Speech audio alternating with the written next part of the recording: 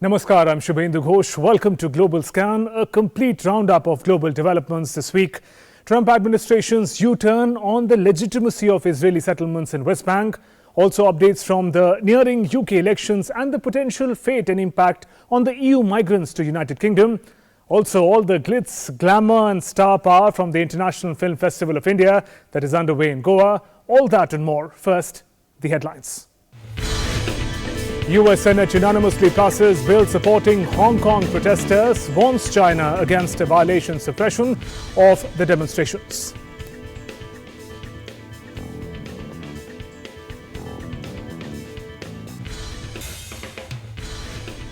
Sweden drops rape probe against Julian Assange. Assange maintains allegations were motivated. Founder of WikiLeaks is under arrest in United Kingdom since April.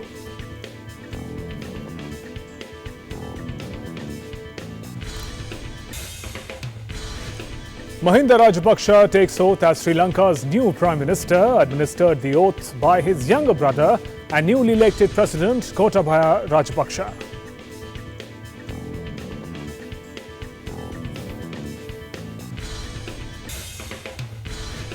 And the Golden Jubilee edition of the International Film Festival of India underway in all its glitz and glamour at Panjim in Goa.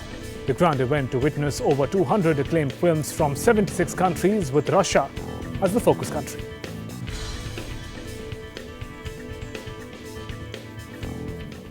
Now let's begin with news from the Americas.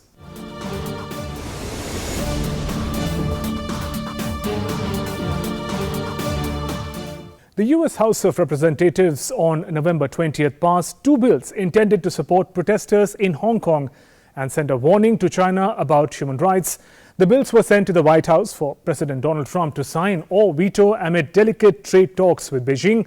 The House voted. मन की बात माननीय प्रधानमंत्री श्री नरेंद्र मोदी भारत की जनता से साझा करेंगे अपने मन की बात रविवार 24 नवंबर सुबह 11 बजे। माननीय प्रधानमंत्री के प्रसारण के तुरंत बाद मन की बात का क्षेत्रीय भाषाओं में अनुवाद आकाशवाणी और दूरदर्शन के संबद्ध प्रादेशिक केंद्रों से किया जाएगा।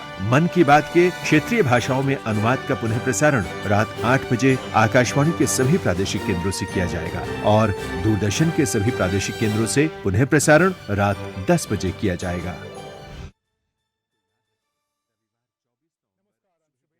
Welcome to Global Scan, a complete roundup of global developments this week. Trump administration's U-turn on the legitimacy of Israeli settlements in West Bank. Also updates from the nearing UK elections and the potential fate and impact on the EU migrants to United Kingdom. Also all the glitz, glamour and star power from the International Film Festival of India that is underway in Goa. All that and more. First, the headlines. US Senate unanimously passes bill supporting Hong Kong protesters, warns China against a violation suppression of the demonstrations.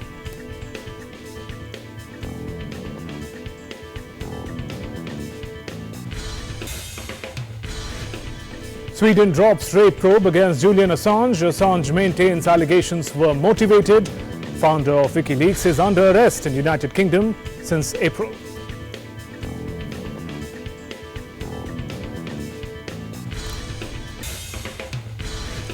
Mahinda Rajapaksa takes oath as Sri Lanka's new Prime Minister, administered the oath by his younger brother and newly elected President Gotabaya Rajapaksa.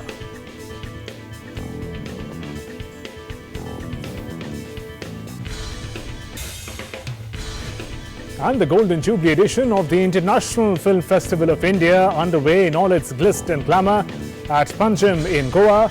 The grand event to witness over 200 acclaimed films from 76 countries with Russia as the focus country.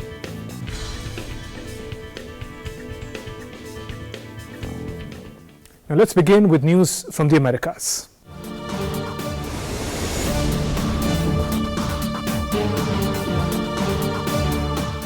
The US House of Representatives on November 20th passed two bills intended to support protesters in Hong Kong and send a warning to China about human rights.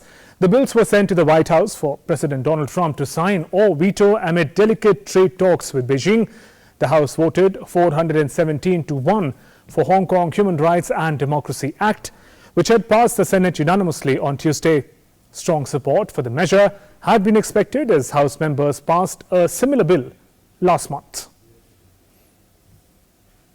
It is a proud day for the U.S. Congress, for our values of freedom and justice, and for the people of Hong Kong. For 6 months, the people of Hong Kong have stirred the hearts of all freedom-loving people with their extraordinary outpouring of courage and their refusal to relinquish their demand for democracy, democratic freedoms, and the rule of law, which was promised more than 2 decades ago. Today, the Congress is sending an unmistakable message to the world that the United States stands in solidarity with freedom-loving people of Hong Kong, and we fully support their fight for freedom. The House passed by 417 to 0 a second bill, which the Senate also approved unanimously on Tuesday, to ban the export of certain crowd-control munitions to Hong Kong police forces. That measure bans the export of items such as tear gas, pepper spray, rubber bullets, and stun guns. Passed the Senate version of Chairman McGovern's Protect Hong Kong Act to suspend sales on dangerous munitions to the Hong Kong police. And US President Trump has since called on China to handle the issue humanely, while warning that if anything bad happened in Hong Kong, it could be bad for talks to end a trade war between the world's 2 largest economies as well. Moving on, Democratic White House contenders backed the impeachment inquiry of Republican President Donald Trump during a debate on November 20th, saying that his efforts to press Ukraine to investigate former Vice President Joe Biden was an example of the administration's corruption. We have to establish the principle, no one is above the law. We have a constitutional responsibility and we need to meet it. A former US national security official warned lawmakers not to promote the fictional narrative that Ukraine interfered in 2016 US elections, a theory favored by President Donald Trump and his Republican allies in the Congress. Meanwhile, US House of Representatives committee leading the impeachment investigation into President Donald Trump voted down a Republican bid to issue subpoenas for an anonymous whistleblower and the son of former US Vice President Joe Biden. The committee voted along party lines to set aside the motion to compel testimony by the whistleblower, whose identity is protected under US law, and Hunter Biden, who is on board of the Ukrainian energy company. Let's now move to news from Europe.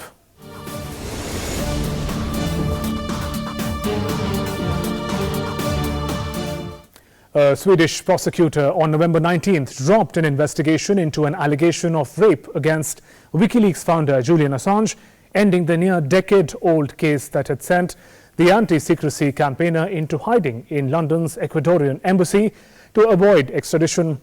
Although prosecutors' decision can be appealed, it probably closes the case, which was launched in 2010. The accuser's lawyer said she was studying whether to appeal it. My comprehensive assessment of the outcome of the investigation is that the injured party is credible and her statement is deemed reliable. This means that her statement has been the basis of the alleged acts and the investigation both now and before. After the additional investigation and the investigative steps taken over the summer and autumn, it is now clear that the oral testimony in support of the statement given by the injured party has weakened. This is primarily because a long time has passed since the event took place. Memories fade for natural reasons. Assange, an Australian citizen, escaped bail in Britain to avoid possible extradition and took refuge in the embassy in 2012. He was dragged out by the police in April this year and is now in jail in Britain fighting extradition to the United States for separate computer hacking and espionage charges. While Assange was in the embassy, the statute of limitation ran out on investigating all but one of several Swedish sex crime complaints originally filed by 2 women. Deputy Chief Prosecutor reopened the remaining case after Assange left the embassy, but she said on Tuesday the passage of time meant there was not enough evidence to indict Assange. Belarus voted for a new government in the parliamentary elections early this week, with not a single opposition candidate winning a seat. President Alexander Lukashenko maintained the hold on power once again, showed the results published on Monday.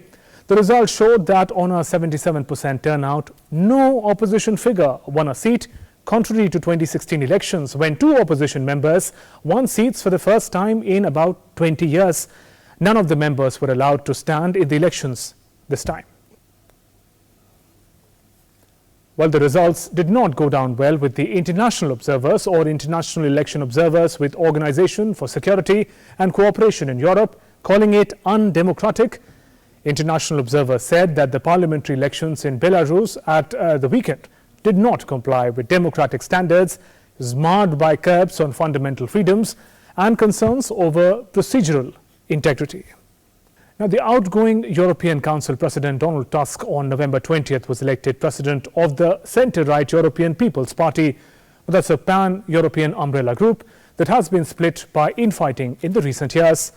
The EPP brings together conservative and centrist parties across the European Union, including those of German Chancellor Angela Merkel and Irish Prime Minister Leo Varadkar. Now, as the election day approaches, the key contenders have put forth their stand about their views vis-à-vis the Brexit. And there's also a crucial issue that comes into the picture. What happens to the EU migrants who, as of now, can come freely to UK to work and stay? What happens to their fate? We'll try and understand some of the key implications of what the parties are saying. We're talking about Brexit, elections and case of EU migrants. Boris Johnson of the Conservative plans to end the preferential treatment for EU migrants if the Brexit happens. That's his agenda. If he wins the election, Conservatives would treat EU, European Union and non-EU migrants like equals from 2021 if they win the election and Brexit happens according to their plan. This is what Boris Johnson has maintained for some time now. Moving on, we're trying to understand Brexit elections and the case of EU migrants. Conservatives are saying that the 5-year wait for welfare payments, surcharge to access health. So those are the challenges that the EU migrants who don't face these challenges as of now will face if UK successfully exits from the European Union. Meanwhile, let's talk about the Labour Party. Jeremy Corbyn to renegotiate the exit agreement and then hold another referendum. He's giving more options. He'll renegotiate and the people of UK will then decide whether to accept that agreement or stay in European Union. The Labour also will continue with free movement within the EU if UK votes to remain. Well, if it votes to remain, then UK will continue to be part of European Union. Free movement will continue. Also, if UK chooses to leave, this is Labour Party's perspective, immigration rights would be negotiable. They're not saying anything very clearly as the Conservatives are for now, but they said it can be negotiated. As of now, 3.2 million EU citizens are living in the UK. They're people who are working in different firms, they're living with their families. But since the referendum that happened, inflow of the EU citizens have fallen for obvious reasons. There is a sense of uncertainty. However, they're not leaving UK as of now till more clarity emerges. Opinion poll shows that higher support for the Conservative Party as of now for the elections that are coming closer with every passing day. December 12th election, remember, was called to break this deadlock over Brexit that had happened. And Boris Johnson, the current Prime Minister, has spoken about that he is going to be working towards the Brexit according to the plan that he's offered earlier. So those were some of the highlights in the ways in which the EU migration issue is being dealt with. Moving on, the historical city of Venice, one of the biggest tourist destinations, is now reeling underwater. Floods, severe flooding is hitting Venice and other coastal cities more frequently and at a greater momentum than ever before. Floods have been wreaking havoc in the city of water for over a week now, forcing authorities to continue with the state of emergency. It is for the first time in decades that water levels reached 6 feet above the sea level when the city was hit by third tide early this week. The last time water reached this level was way back in 1966. The water has affected the city people in almost every industry, every manner, including the gondola shipbuilding. The water broke into a gondola shipyard, which has been making gondola boats for about 135 years. The shipyard experienced severe damages. Besides the soaked raw materials such as wood, several machines were also broken. Gondola, remember, is a traditional flat-bottom Venetian rowing boat, which happens to be the biggest tourist attraction in Venice. Now, Italy is considering to restart its anti-flood project MOSE, shorthand for Experimental Electromechanical Module. The idea of the project is to integrate a system of submerged gates that can be raised to surface at 3 key junctures leading to the Venice Lagoon. According to the authorities, the long-delayed project, when completed, would be able to protect the city from floodwaters to up to 300 centimeters. That's nearly twice as high as those seen in the latest floods. The plan was originally scheduled to be completed last year. Now, the government announced the restart of the project and vowed to complete it by 2021. And now we look at news from Asia.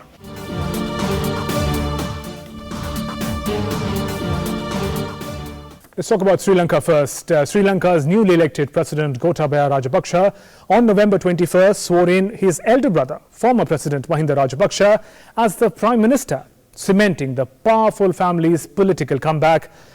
The appointment of Mahinda Rajapaksa, 74 years old, came hours after former Premier Ranil Wickremesinghe tendered his resignation following the defeat of his party's candidate in a presidential election to Gotabaya Rajapaksa over the weekend.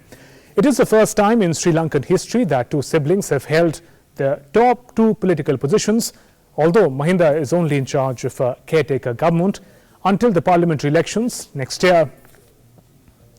The siblings face a tall order to revive Sri Lanka's economy, one of the challenges which is in deepest slump in nearly 2 decades, following Easter Sunday Islamist attacks that killed over 250 people in churches and hotels that hurt the rupee and all-important tourism sector in the island nation.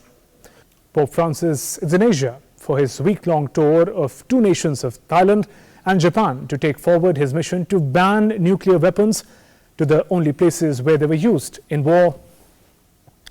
Pope Francis, who is on his 32nd foreign trip since 2013, is spending 3 days in Thailand and rest of the time in Japan. The Pope is meeting the Supreme Patriarch of Thai Buddhists, Somdet Phra Maha Muivong, and Thai King Maha Vajira Longkorn. Pope Francis then moves on to Japan to visit Hiroshima and Nagasaki, the region's biggest victims of weapons and war in the past. Francis wants a total ban on nuclear weapons, going further than his predecessors when he said in 2017 that countries should not stockpile them even for the purpose of deterrence. The 7-day trip is also seen by Pope Francis as an opportunity to support and encourage the Catholic community that makes up less than 1% of the population in each country. It is one of his longest and most distant tours so far.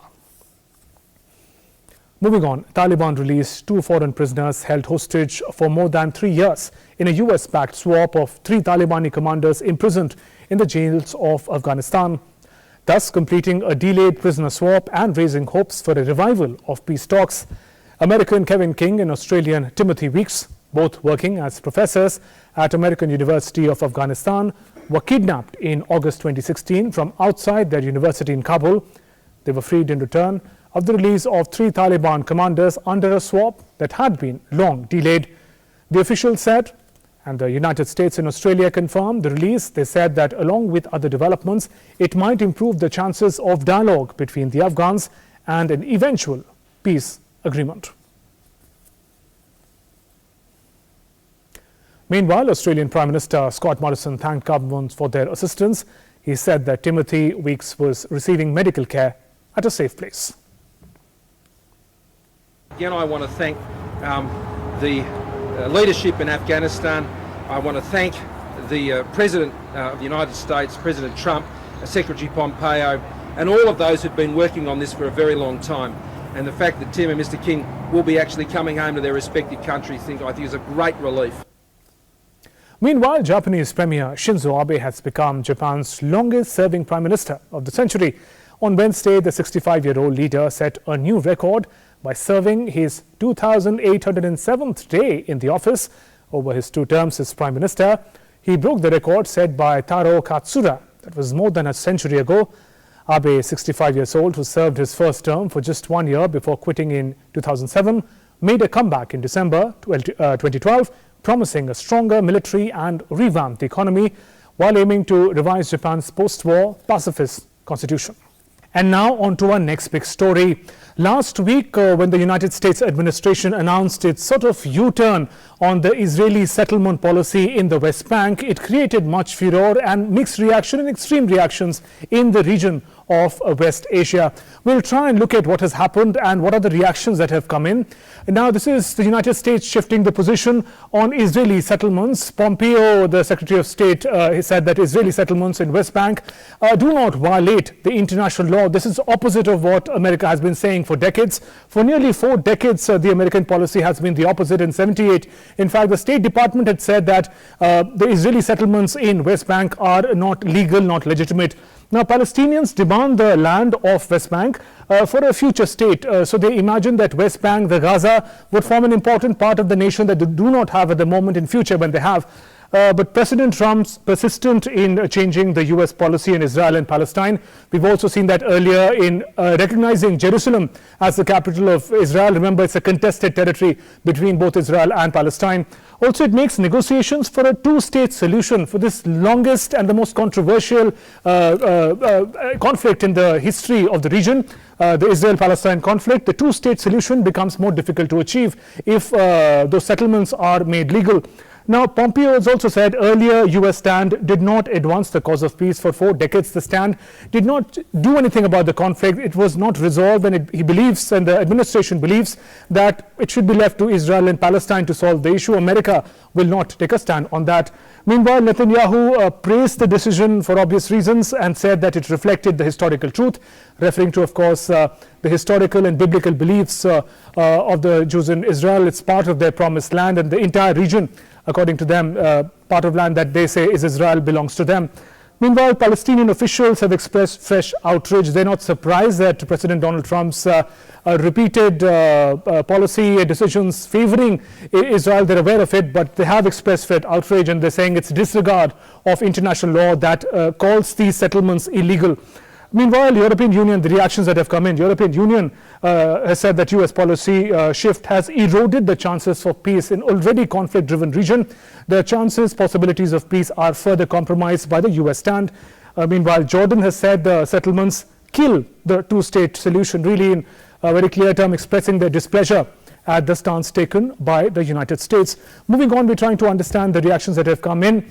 US announcement may also rekindle support for Netanyahu. Some political experts say that given the political chaos that is there in Israel, no person has been able to form the government, neither Netanyahu nor Gantz. This particular step may sort of rekindle the popularity that Netanyahu is really craving for. United States says there is no political connection vis-a-vis its sort of rethink on the settlement issue that is taking place in the West Asia, especially in the West Asian part, in the West Bank that is there in Israel. Meanwhile, Israeli Prime Minister Benjamin Netanyahu said on November 21st that he would not resign despite being charged with bribery, fraud and breach of trust in a corruption scandal that he denounced as an attempted coup. Netanyahu is in power since 2009, and before that, in the 90s, they dominated Israeli politics for a generation, decisively turning the country to the right. He has denied any wrongdoing in the 3 graft cases, saying that he is a victim of a political witch hunt. He says under no legal obligation to resign, but the indictment could further embolden challengers trying to dislodge him after 2 inconclusive elections since April, with a 3rd election expected to be announced within weeks. Conviction on the charges could bring a lengthy jail term, but any trial could be delayed for months by the political crisis, and Netanyahu could try to secure parliamentary immunity from the prosecution. Let's move to news from Africa now.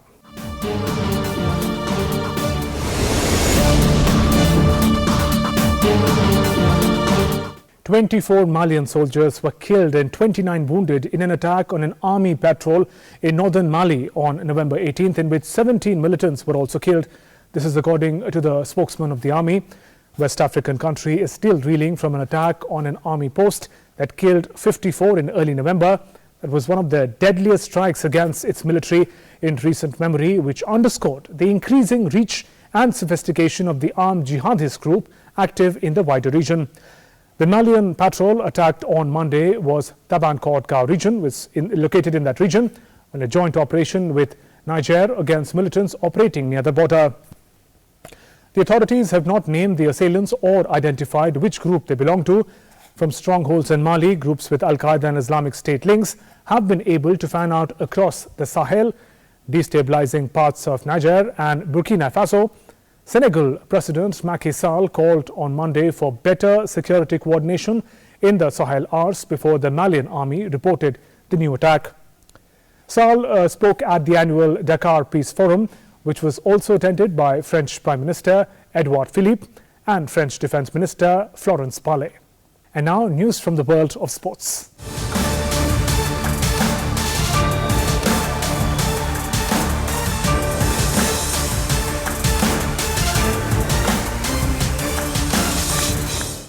Association of Tennis Professionals, or ATP 2019, ended with Croatian Stefanos Tsitsipas by winning the title by beating Austrian Dominic Thiem 6-7, 6-2, 7-6. 21-year-old Tsitsipas became the youngest player to claim the title in 18 years. While Tsitsipas bagged the title, Rafael Nadal claimed the crown of the tennis world. Nadal was confirmed as the year-end world number one for the 5th time after ATP released its season's closing rankings.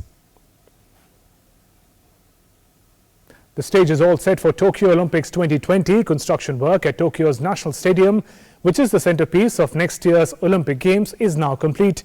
The stadium will be officially unveiled on December 21st, with the Emperor's Cup soccer final being the first sporting event to be held there on the new year. Completed at a cost of more than $1.25 billion, the stadium, which can accommodate more than 60,000 spectators, will also host the athletics, soccer events during the Games.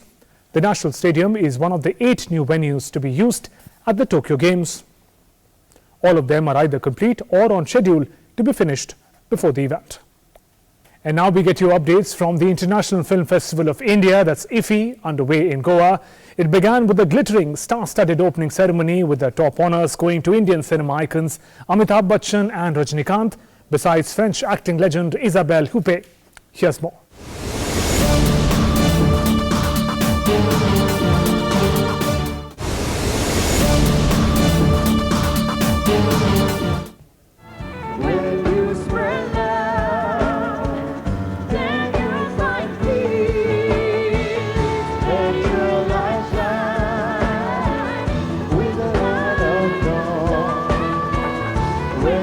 The Golden Jubilee edition of the International Film Festival of India kick-started in all its glitz and glamour at Panji in Goa on 20th of November. The star-studded event had a galaxy of stars from across the globe. In the luminous presence of 2 stalwarts of Indian cinema, Amitabh Bachchan and Rajinikanth, the Golden Jubilee edition of the International Film Festival of India got off to a mesmerizing start, ending the long wait of cinephiles across the world. Rajinikanth was conferred with a special award, the Icon of the Golden Jubilee Award, for his contribution to Indian cinema, a first-time award beginning with the 50th edition. First, when they announced this award for me, it was a very pleasant shock. I really thought, actually, do I deserve this honor? So then, yes, I humbly accepted this award. My heartfelt thanks to Indian government.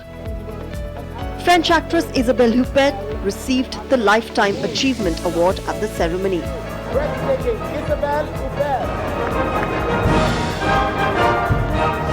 I feel so grateful for receiving this extraordinary award tonight. I want to thank you all for being here, for being cinema lovers.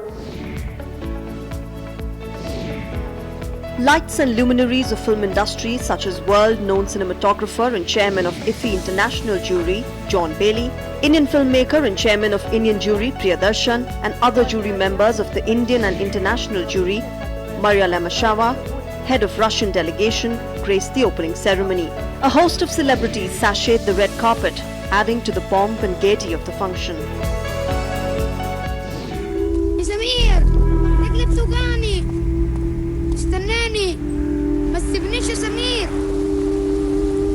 The festival opened with the Italian film Despite the Fog, directed by Goran Paskaljevic. The cast and crew of the film also participated in the screening. Around 7,000 delegates are participating in the Golden Edition of IFFI. The 50th International Film Festival of India 2019 will witness over 200 acclaimed films from across 76 countries, with Russia as the country of focus. It also includes 26 feature films and 15 non-feature films in the Indian Panorama section.